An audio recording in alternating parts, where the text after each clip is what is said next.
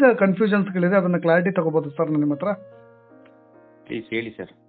Sir, ಈ judge ಮುಂದೆ ಹೋಗಿ ಆತ 164 ಸ್ಟೇಟ್ಮೆಂಟ್ ಅಂತ ಹೇಳಿ ಕೊಡ್ತಾನೆ. ಅಂದ್ರೆ ಆ ಪ್ರೊಸೀಜರ್ ಏನಿರುತ್ತೆ ಸರ್, ಏನು ಹೇಳ್ತಾನೆ, ಹೇಗೆ ಅದನ್ನ ರಿಸೀವ್ ಮಾಡ್ಕೊಳ್ತಾರೆ ಅವರು, ಯಾವ ಆಧಾರದಲ್ಲಿ ಇದು ಕಂಟಿನ್ಯೂ ಆಗುತ್ತೆ ಈ ಕೇಸ್ ಅನ್ನೋ ವಿಚಾರವಾಗಿ? ಸರ್, ಈಗ ಏನಾಗುತ್ತೆ, ಇವರು ಒಂದು ಇದನ್ನ ಇಟ್ಕೊಂಡು ಬಂದಿರ್ತಾರೆ, ಒಂದು ಅಲಿಗೇಷನ್ ಇಟ್ಕೊಂಡು ಇವ್ರಿಗೆ ಅದನ್ನ ಹೊರ ಹಾಕಕ್ ಆಗಿರಲ್ಲ. ತುಂಬಾ ವರ್ಷಗಳ ಕಾಲ ಅವರು ನೊಂದಿ, ಆಮೇಲೆ ಅವರು ಒಂದು ಗಿಲ್ಟಿನೆಸ್ ಇಂದ ಅವ್ರಾಗ ಅವರೇ ಆಚೆ ಬಂದಿರೋದ್ರಿಂದ ಫಸ್ಟ್ ಇವರು ವಕೀಲರ ಮೂಲಕ ಬಂದಿದ್ದಾರೆ. ಸೊ ವಕೀಲರ ಮೂಲಕ ಬಂದಾಗ ಏನಾಗುತ್ತೆ ಸರ್, ಫಸ್ಟ್ ಅವರು ಒಂದು ಪ್ರೈವೇಟ್ ಕಂಪ್ಲೇಂಟ್ ಅಂತ ರಿಜಿಸ್ಟರ್ ಮಾಡಿರ್ತಾರೆ. PCR ಅಂತ ಕರೀತಾರೆ ನಮ್ಮ ಕಾನೂನಿನ ಭಾಷೆಯಲ್ಲಿ. ಆ ಪ್ರೈವೇಟ್ ಕಂಪ್ಲೇಂಟ್ ಅನ್ನ ಮ್ಯಾಜಿಸ್ಟ್ರೇಟ್ ಮುಂದೆ ಇವರು ರಿಜಿಸ್ಟರ್ ಮಾಡಿದಾಗ ಅದರಲ್ಲಿ ಇರ್ತಕ್ಕಂತ ಒಂದು ಕಂಟೆಂಟ್ಸ್ ಏನಪ್ಪಾ ಅಂತ ಹೇಳಿದ್ರೆ, ಇವರು ಈ ಹಿಂದೆ ಇಂಥ ಜಾಗದಲ್ಲಿ ಕೆಲಸ ಮಾಡಿದ್ರು, ಸೊ ಇವ್ರ ಕೈಯಲ್ಲಿ ಇಂತಿಂತ ಕೃತ್ಯಗಳನ್ನು ಮಾಡಿಸಿದ್ದಾರೆ ಇಂತಿಂತವ್ರು ಅಂತ ಹೇಳ್ಬಿಟ್ಟು ಅದ್ರ ಯಾವ್ದು ಸೆಕ್ಷನ್ಗಳು ಅಟ್ರಾಕ್ಟ್ ಆಗುತ್ತೆ, ಆ ಸೆಕ್ಷನ್ ಗಳನ್ನ ಎಲ್ಲವನ್ನೂ ಆ PCR ಪ್ರೈವೇಟ್ ಕಂಪ್ಲೇಂಟ್ ಅಂತ ಏನ್ ಕರಿತೀವಿ ಆ ವಕೀಲರ ಮೂಲಕ ತರಿಸಿರ್ತಾರೆ, ಅದರಲ್ಲಿ ಎಲ್ಲಾನು ಹಾಕಿ ಒಂದು ವಾದ ನಡೆಯುತ್ತೆ. ವಕೀಲರು ವಾದ ಮಾಡ್ತಾರೆ ಮ್ಯಾಜಿಸ್ಟ್ರೇಟ್ ಮುಂದೆ. ಆ ವಾದ ಕನ್ವಿನ್ಸ್ ಆಗ್ಬೇಕು, ಅದು ರಿಜೆಕ್ಟ್ ಆಗ್ಬೋದು, ಕನ್ವಿನ್ಸ್ ಆದ್ರೆ ಅದು ಮುಂದೆ ಏನಂತ ಹೇಳ್ತೀನಿ. ಸೊ ಫಸ್ಟ್ ಮ್ಯಾಜಿಸ್ಟ್ರೇಟ್ರಿಗೆ ಅದು ಕನ್ವಿನ್ಸ್ ಆಗ್ಬೇಕು. ಕನ್ವಿನ್ಸ್ ಆದ ನಂತರ ಏನಾಗುತ್ತೆ, ಮ್ಯಾಜಿಸ್ಟ್ರೇಟ್ ಡೈರೆಕ್ಟ್ ಮಾಡ್ತಾರೆ ಪೊಲೀಸ್ನವ್ರಿಗೆ. ಇದು ಪೊಲೀಸ್ನವರು ಫಸ್ಟೇ ಇವರು ಡೈರೆಕ್ಟ್ ಆಗಿ ಹೋದ್ರೆ ಟ್ಯಾಂಪರ್ ಮಾಡುವಂತಹ ಎವಿಡೆನ್ಸ್ ನ ಟ್ಯಾಂಪರ್ ಮಾಡೋದು, ಮತ್ತೆ ವಿಟ್ನೆಸ್ ನ ಟ್ಯಾಂಪರ್ ಮಾಡೋದು, ಎವಿಡೆನ್ಸ್ ನ ಡಿಸ್ಟ್ರಾಯ್ ಮಾಡ್ತಕ್ಕಂತಹ ಚಾನ್ಸಸ್ ಇರೋದ್ರಿಂದ ಇವರು ನನಗ್ ಗೊತ್ತಿರಂಗೆ ವಕೀಲರ ಮೂಲಕ PCR ಹಾಕಿ ಮಾಡಿದ್ದಾರೆ ಅಂತ ನನಗನ್ಸುತ್ತೆ. ಸೊ ಈಗ ವಾದ ವಿವಾದಗಳು ಆದ್ಮೇಲೆ ಏನಾಗುತ್ತೆ, ಮಾನ್ಯ ಮ್ಯಾಜಿಸ್ಟ್ರೇಟ್ರು ಡೈರೆಕ್ಟ್ ಮಾಡ್ತಾರೆ ನಮ್ಮ ಕೋರ್ಟ್ ಇವ್ರಿಗೆ, ಪೊಲೀಸ್ನವರಿಗೆ, ನೀವು ಈ ಕಾಗ್ನಿಸೆನ್ಸ್ ತಗೊಬೇಕಾಗತ್ತೆ ಈ ಒಂದು ಕೃತ್ಯದಲ್ಲಿ, ಇವ್ರು ಯಾರಿದ್ದಾರೆ, ಇವರು ಏನು ಹೇಳ್ತಾ ಇದಾರೆ, ಒಂದು ಆಕ್ಷನ್ ತಗೊಬೇಕಾಗತ್ತೆ ಅಂತ ಹೇಳ್ತಾರೆ. ಅದೇ ಒಂದು ಮುಂದುವರಿದ ಒಂದು ಭಾಗ ಏನಪ್ಪಾ ಅಂತ ಹೇಳಿದ್ರೆ 164 ಸ್ಟೇಟ್ಮೆಂಟ್. ಈಗಾಗಲೇ ನೀವು ತುಂಬಾ ಕ್ಲಿಯರ್ ಆಗಿ ನಿಮ್ಮ ವಿಡಿಯೋದಲ್ಲಿ ಆಲ್ರೆಡಿ ಹೇಳಿದೀರಾ, ನಾನು ಅದನ್ನ ನೋಡಿದೀನಿ. 161 statement is different from 164 statement. ಈಗ 161 ಸ್ಟೇಟ್ಮೆಂಟ್ ಅದನ್ನ ಪೊಲೀಸ್ನವ್ರ ಮುಂದೆ ಕೊಡ್ತಾರೆ. ಅದು ಈಗ ಪೊಲೀಸ್ನವ್ರ ಮುಂದೆ ಕೊಟ್ಟಾಗ ಏನಾಗುತ್ತೆ, ಅದು ಎವಿಡೆನ್ಷರಿ ವ್ಯಾಲ್ಯೂ ಅಂತ ಏನ್ ಕರಿತೀವಿ ಕಾನೂನಿನ ಭಾಷೆಯಲ್ಲಿ, ಅದು ತುಂಬಾ ಕಮ್ಮಿ ಆಗಿರುತ್ತೆ. It is inadmissible in the evidence ಅಂತ ಕರಿತೀವಿ. Followed by section 25, 26 and 27 of Indian evidence act. ಇದರಲ್ಲಿ ಒಂದು ಇಂಪಾರ್ಟೆಂಟ್ ಥಿಂಗ್ ಏನಪ್ಪಾ ಅಂತ ಹೇಳಿದ್ರೆ, 27 ಆಫ್ ಇಂಡಿಯನ್ ಎವಿಡೆನ್ಸ್ ಆಕ್ಟ್ ಏನ್ ಹೇಳುತ್ತೆ, ಇದು ಅಡ್ಮಿಸಬಲ್ ಅಲ್ಲ ಅವನೇನೇ ಹೇಳಿದ್ರೇನು, ಏನಾದ್ರೂ ರಿಕವರ್ ಆಗಿದ್ರೆ, ಏನಾದ್ರು ಇಂತಿಷ್ಟು ಈ ಜಾಗದಲ್ಲಿ ನಾನು ಏನೋ ಊತಿದ್ದೀನಿ, ಅಲ್ಲಿ ಹೋಗಿ ಪೊಲೀಸ್ನವರು ಇನ್ವೆಸ್ಟಿಗೇಷನ್ ಮಾಡಿ ಆ ಒಂದು ಪರ್ಟಿಕ್ಯುಲರ್ ಫಾರ್ ಎಕ್ಸಾಂಪಲ್ ಬಾಡಿಯನ್ನೇ ಅವ್ರು ರಿಕವರ್ ಮಾಡಿದ್ರೆ ಅದು ಅಡ್ಮಿಸಬಲ್ ಆಗುತ್ತೆ. ಸೊ ಅದು section 27 of the Indian evidence act clear ಆಗಿ ಹೇಳುತ್ತೆ. So 25, 24, it is not admissible. What ever the statement is given ಅದು ಅಡ್ಮಿಸಬಲ್ ಆಗಲ್ಲ. 27 ಏನಾದ್ರೂ ರಿಕವರ್ ಮಾಡಿದ್ರೆ ಆ ಒಂದು ವ್ಯಕ್ತಿಯ ಸ್ಟೇಟ್ಮೆಂಟ್ ಮೇಲೆ ಅದು ಅಡ್ಮಿಸಬಲ್ ಆಗುತ್ತೆ. ಯಾಕೆ ಅಡ್ಮಿಸಬಲ್ ಆಗಲ್ಲ, ಯಾಕೆ ಎವಿಡೆನ್ಷರಿ ವ್ಯಾಲ್ಯೂ ಕಮ್ಮಿ ಇರುತ್ತೆ ಪೊಲೀಸ್ನವ್ರು ರೆಕಾರ್ಡ್ ಮಾಡುವಂತಹ ಸ್ಟೇಟ್ಮೆಂಟ್ ಅಲ್ಲಿ ಅಂತ ಹೇಳಿದ್ರೆ, ಅವರು ಬೈ ಥ್ರೆಟ್ ಮಾಡಿರ್ಬೋದು, ಅವ್ರಿಗೆ ಪವರ್ ಇರುತ್ತೆ, ಹೊಡ್ದಿ ಬಡ್ದಿ ಅವರು ಹೇಳಿಕೆಯನ್ನ ಇಳಿಸ್ಕೊಂಡಿರ್ಬೋದು, ಸೈನ್ ಹಾಕ್ಸ್ಕೊಂಡಿರ್ಬೋದು. ಸೊ ಇವೆಲ್ಲ ಮಾಡ್ತಾರೆ ಅಂತ ಹೇಳಿ 161 ಸ್ಟೇಟ್ಮೆಂಟ್ಗೆ ಎವಿಡೆನ್ಷರಿ ವ್ಯಾಲ್ಯೂ ತುಂಬಾ ಕಮ್ಮಿ ಇರುತ್ತೆ. ಸೊ ಈಗ 164 ಸ್ಟೇಟ್ಮೆಂಟ್ಗೆ ಬರೋಣ. 164 ಸ್ಟೇಟ್ಮೆಂಟ್ CRPC ಏನ್ ಹೇಳುತ್ತಂದ್ರೆ ಹೇಳಿದ್ರೆ, ಮಾನ್ಯ ಮ್ಯಾಜಿಸ್ಟ್ರೇಟ್ ಮುಂದೆ ಇವರು ಸ್ಟೇಟ್ಮೆಂಟ್ ಅನ್ನ ರೆಕಾರ್ಡ್ ಮಾಡ್ಕೊಂತಾರೆ. ರೆಕಾರ್ಡ್ ಮಾಡ್ಕೊಬೇಕಾದ್ರೆ ಬರೀ ಯಾರು ಅವನು ಸ್ಟೇಟ್ಮೆಂಟ್ ಕೊಡ್ತಾರೆ ಅವರು ಮತ್ತೆ ಮ್ಯಾಜಿಸ್ಟ್ರೇಟ್ ಇಬ್ಬರೇ ಇರ್ತಾರೆ ರೂಮ್ ಅಲ್ಲಿ, ಬೇರೆ ಯಾರನ್ನು ಒಳಗಡೆ ಬಿಡಲ್ಲ, ಇನ್ಕ್ಲೂಡಿಂಗ್ ವಕೀಲರು ಕೂಡ ಆಚೆ ನಿಂತ್ಕೊಬೇಕಾಗತ್ತೆ. ಅದು ಒಂದು ವಿಡಿಯೋ ಅಲ್ಲಿ ರೆಕಾರ್ಡ್ ಮಾಡ್ಕೊಂತಾರೆ, ಅದನ್ನ ಒಂದು CD ಮಾಡ್ಕೋತಾರೆ. ಆ ಸಿಡಿನ ನೆಕ್ಸ್ಟ್ ಮತ್ತೆ ಸಿಡಿನೂ ಮಾಡ್ಕೊಂತಾರೆ, ಮತ್ತೆ ಅದನ್ನ ರೆಕಾರ್ಡ್ ಮಾಡ್ಕೊಂಡಿರೋದು ಒಂದು ಟೈಪಿಸ್ಟ್ ಕೂತಿರ್ತಾರೆ, ಅವರು ಟೈಪ್ ಮಾಡಿರ್ತಾರೆ.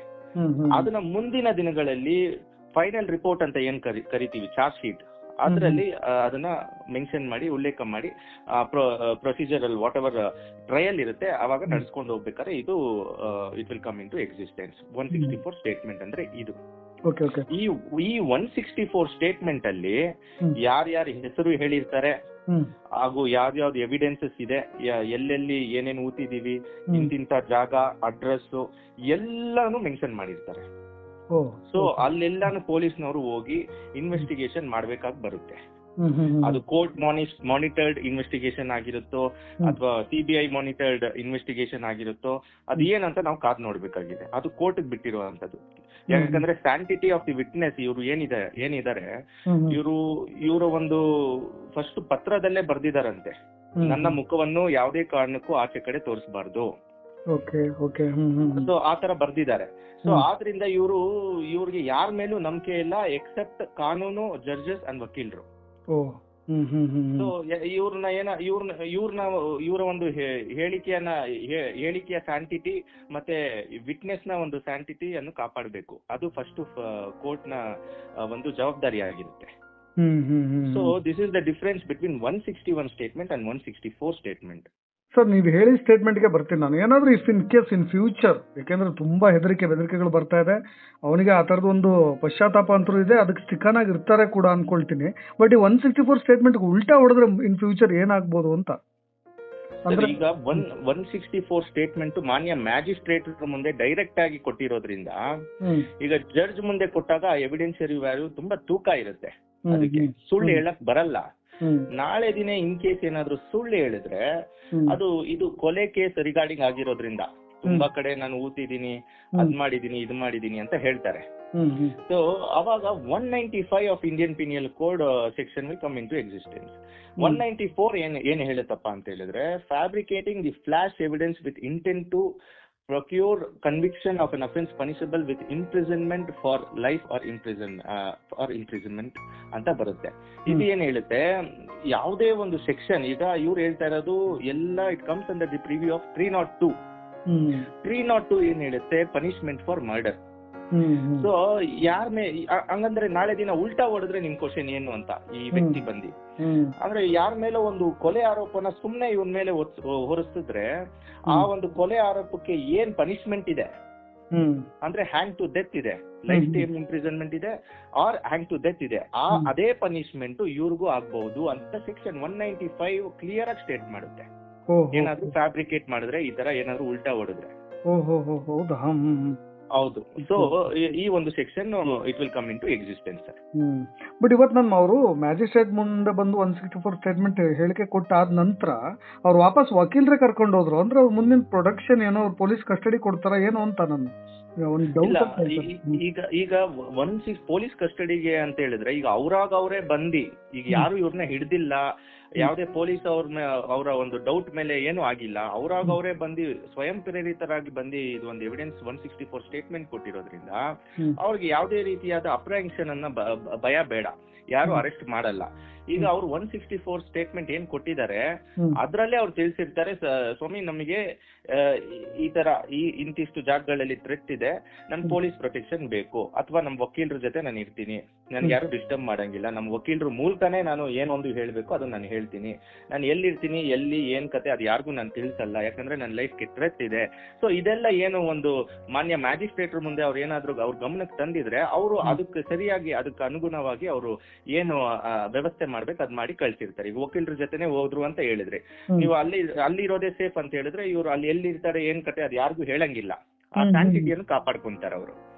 ಸೊ ನೆಕ್ಸ್ಟ್ ಯಾವಾಗ ಬೇಕಾಗುತ್ತೆ ಕೇಸ್ ಅವಾಗ ಕಳ್ಸ್ಕೊತಾರೆ. ಅಂದ್ರೆ ಇದನ್ನೇನೋ ಕೋರ್ಟಿಗೆ ಮತ್ತೇನಾದ್ರು ಆದೇಶ ನೀಡುತ್ತಾ, ಇದನ್ನ ಯಾವ ಸಂಸ್ಥೆ ತನಿಖೆ ಮಾಡಬೇಕು, CIDನ, CBI ಅಥವಾ ಯಾವ ರೀತಿಯ ಮುಂದೆ ಏನಾದ್ರು ಆ ಥರದ ವಿಚಾರಣೆ ಸಂಸ್ಥೆಗಳೇನಾದ್ರು ಬದಲಾವಣೆ ಆಗೋ ಸಾಧ್ಯತೆಗಳಿದೆ, ಅಥವಾ ಸರ್ಕಾರ ಇದರಲ್ಲಿ ಇನಿಷಿಯೇಟ್ ಏನಾದ್ರು ತೋರಿಸುತ್ತಾ ಅಂತ? ಅಂದ್ರೆ ಸರ್ಕಾರ ತೋರಿಸ್ಲಿ ಬಿಡ್ಲಿ, ಬಟ್ ಕೋರ್ಟ್ ನ ಗಮನಕ್ಕೆ ಬಂದಿರೋದ್ರಿಂದ ಪೊಲೀಸ್ ಫಸ್ಟ್ ಪ್ರಿಫರೆನ್ಸ್ ನಮ್ಮ ಲಾ ಅಂಡ್ ಆರ್ಡರ್ ಪೊಲೀಸ್ ಅವರಿಗೆ ಇರುತ್ತೆ. ಅವರಿಗೆ ಹೇಳುತ್ತೆ ಇನ್ವೆಸ್ಟಿಗೇಷನ್ ಈ ತರ ಮಾಡಿ ಅಂತ.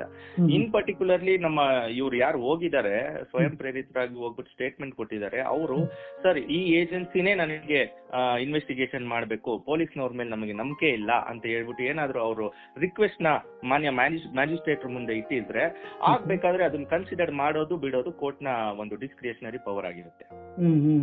ಬಟ್ ಈಗ ಜಡ್ಜ್ ಮುಂದೆ ಕೆಲವೊಬ್ರು ಹೆಸರು, ಅಂದ್ರೆ ಯಾರೆಲ್ಲ ಆಪಾದಿತರಿದ್ದಾರೆ ಅವ್ರ ಹೆಸರೆಲ್ಲ ಹೇಳಿದ್ರೆ ಅವರೆಲ್ಲ ಅರೆಸ್ಟ್ ಆಗ್ತಾರ ಅಥವಾ ಅವ್ರೇನೋ ವಿಚಾರಣೆಗೆ ಹಾಜರಾಗಬೇಕಾಗತ್ತಾ ಏನು ಅಂತ ಮುಂದಿನ ಪ್ರೊಸೀಜರ್?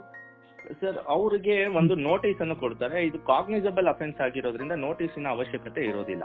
ಫಸ್ಟ್ ಈ ಹೇಳಿಕೆ ಏನ್ ಕೊಟ್ಟಿದಾರಲ್ಲ ಆ ಜಾಗಗಳಿಗೆ ಹೋಗ್ಬಿಟ್ಟು ಇನ್ವೆಸ್ಟಿಗೇಷನ್ ಸ್ಟಾರ್ಟ್ ಮಾಡ್ತಾರೆ. ಇನ್ವೆಸ್ಟಿಗೇಷನ್ ಸ್ಟಾರ್ಟ್ ಮಾಡಿ ಅಲ್ಲಿ ಏನಾದ್ರು ರಿಕವರಿ ಏನಾದ್ರು ಆದ್ರೆ ಈ ಮನುಷ್ಯ ಏನಿದ್ದಾರೆ ಅವ್ರು ಹೇಳಿದ್ದು ಹಂಗೆ ಸರಿಯಾಗಿ ರಿಕವರಿ ಆದ್ರೆ, for example dead body recovery ಆದ್ರೆ ಆ ಡೆಡ್ ಬಾಡಿನ ಪ್ರೈಮ್ ಆಫೀಸಿ ಫಿಂಗರ್ ಪ್ರಿಂಟ್ಸ್ ಎಕ್ಸ್ಪರ್ಟ್ ಬಂದಿರ್ತಾರೆ ಅಲ್ಲಿ, ಮತ್ತೆ ಮೆನಿ ಎಕ್ಸ್ಪರ್ಟ್ಸ್ ಬಂದಿರ್ತಾರೆ ಅಲ್ಲಿ ಆ ಒಂದು ಜಾಗಕ್ಕೆ. ಆ ಬಾಡಿನ FSL ಕಳಿಸ್ತಾರೆ. ಅದನ್ನ FSL ಕಳಿಸಿ ಅದು ಯಾರ್ ಬಾಡಿ ಏನ್ ಕತೆ ಅಂತೆಲ್ಲ ಹೇಳಿ ಅದನ್ನ ಒಂದು ಇದು ಮಾಡ್ಕೊಂಡು ನೆಕ್ಸ್ಟ್ ಏನ್ ಮಾಡ್ತಾರೆ, ಅವರು ಯಾರ್ಯಾರ ಹೆಸರು ಹೇಳಿರ್ತಾರಲ್ಲ ಅವರಿಗೆ ಹೋಗ್ಬಿಟ್ಟು ಅಲ್ಲಿ ಅಕ್ಕಪಕ್ಕ ಇವರು ಈ 10 ವರ್ಷದ ಹಿಂದೆ ಎಲ್ಲಿ ಕೆಲಸ ಮಾಡ್ತಾ ಇದ್ರು ಅಲ್ಲಿ ಹೋಗಿ ಅಕ್ಕಪಕ್ಕದವ್ರನ್ನ ಸ್ಟೇಟ್ಮೆಂಟ್ ನ ಕಲೆಕ್ಟ್ ಮಾಡ್ಕೊಂತಾರೆ ಪೊಲೀಸ್ನವರು. ಇವ್ರು ಮಾಡ್ತಾ ಇದ್ರ ಇಲ್ವೋ, ಮಾಡ್ತಾ ಇದ್ರು ಅಂದ್ರೆ ಮಾಡ್ತಾ ಇದ್ರು ಅಂತ ಹೇಳ್ಬಿಟ್ಟು ಅವರು ಸ್ಟೇಟ್ಮೆಂಟ್ ಕೊಡ್ತಾರೆ, ಇಲ್ಲ ಅಂದ್ರೆ ಇಲ್ಲ ಅಂತ ಸ್ಟೇಟ್ಮೆಂಟ್ ಕೊಡ್ತಾರೆ. ಆಮೇಲೆ ಯಾರು ಅಲಿಗೇಷನ್ ಮಾಡಿದಾರೆ ಅವ್ರನ್ನ ಅರೆಸ್ಟ್ ಮಾಡ್ಬೇಕಾಗಿರೋ ಸಂದರ್ಭ ಬಂದ್ರೆ ಅದು ಮಾಡ್ತಾರೆ. There is no any doubt regarding it. ಅಂದ್ರೆ ಒಂದು ಲಾಂಗ್ ಪ್ರೊಸೀಜರ್ ಅನ್ಕೊಳ್ತೀನಿ. ಯಾಕೆಂದ್ರೆ ಈಗ ಆತ ಹೂತಿಟ್ಟಿರೋ ಜಾಗಗಳು ನೆನಪಿರುತ್ತೋ ಇಲ್ವೋ, ಸರಿಯಾದ ಜಾಗ ತೋರಿಸ್ತಾರೋ ಇಲ್ವೋ, ಈ ತರದೊಂದು ಸ್ವಲ್ಪ ತುಂಬಾ ಕಾಂಪ್ಲಿಕೇಶನ್ಸ್ ಇದೆ ಅನ್ಸುತ್ತೆ ಅಲ್ವಾ ಸರ್? ಹೌದು. ಯಾಕಂದ್ರೆ ಈಗ ಇದು ಪಬ್ಲಿಕ್ ಆಗಿರೋದ್ರಿಂದ ಆ ಊತಿರೋ ಜಾಗಕ್ಕೆ ತಿರ್ಗಾ ಬೇರೆ ಯಾರಾದ್ರೂ ಹೋಗಿ ಅದನ್ನ ಡಿಸ್ಟ್ರಾಯ್ ಮಾಡುವಂತ ಕೆಲಸನೂ ಮಾಡಿರ್ಬೋದು, ಏನ್ ಬೇಕಾದ್ರೂ ಆಗಿರ್ಬೋದು. ಸೊ ಆದಷ್ಟು ಬೇಗ ಕೋರ್ಟ್ ಮಾನಿಟರ್ಡ್ ಇನ್ವೆಸ್ಟಿಗೇಷನ್ ಈ ಕೇಸಲ್ಲಿ ಬೇಕಾಗಿದೆ ಸರ್. ಬಟ್ ಈ ಕೇಸ್ಗೂ ಸೌಜನ್ಯ ಕೇಸ್ಗೂ ಸ್ವಲ್ಪ ಏನೋ ರಿಲೇಷನ್ಸ್ ಅಂದ್ರೆ ಇದಕ್ಕೆಲ್ಲವೂ ಕೂಡ ಯಾರೊಬ್ಬ ಪ್ರಭಾವಿ ವ್ಯಕ್ತಿನೇ ಈ ತರದ್ದು ಮಾಡ್ತಾ ಇರೋದ್ರಿಂದ ಅನ್ನೋ ಕೇಸ್ ಆಗಿ ಈ ಸೌಜನ್ಯ ಕೇಸ್ ಇದಕ್ಕೆ ತಳಕ ಹಾಕೊಳ್ಳುತ್ತೆ ಅಂತ ಭಾವಿಸ್ತೀನಿ ನಾನು. ಅದನ್ನ ಕನ್ಸಿಡರ್ ಮಾಡ್ತಾರೆ ಮುಂದಿನ ದಿನಗಳಲ್ಲಿ ಇಲ್ಲಿ ಎಷ್ಟು ಈ ರೀತಿಯ ಕೃತ್ಯಗಳು ಎಷ್ಟಾಗಿದೆ. ಸೊ ಇದು ಒಂದು ವ್ಯಾಲಿಡ್ ಕೇಸ್ ಫಾರ್ ಇನ್ವೆಸ್ಟಿಗೇಷನ್ ಅಲ್ವಾ ಅನ್ನೋದು ಆ ಒಂದು ರಿಕವರಿ ಏನಾಗುತ್ತೆ ಅದ್ರ ಮೇಲೆ ಇದು ಒಂದು ಇನ್ವೆಸ್ಟಿಗೇಷನ್ ಪ್ರೋಸೆಸ್ ಮುಂದೂಡುತ್ತೆ ಸರ್. ನನ್ನ ಕೊನೆಯ ಪ್ರಶ್ನೆ, ಈ ಪಶ್ಚಾತ್ತಾಪ ಮತ್ತೆ ಪಾಪ ಪ್ರಜ್ಞೆ ಆ ವ್ಯಕ್ತಿಗಂತೂ ಖಂಡಿತವಾಗಿದೆ.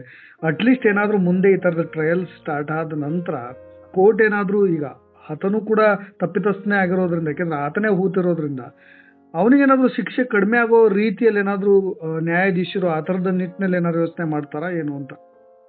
ಈಗ ವಾಲಂಟರಿಯಾಗಿ ಅವರೇ ಹೋಗಿ ಅವರು ಸ್ಟೇಟ್ಮೆಂಟ್ ಕೊಟ್ಟಿರೋದ್ರಿಂದ ಈಗ ಏನಾಗುತ್ತೆ, it comes under the preview of section 201 of the IPC.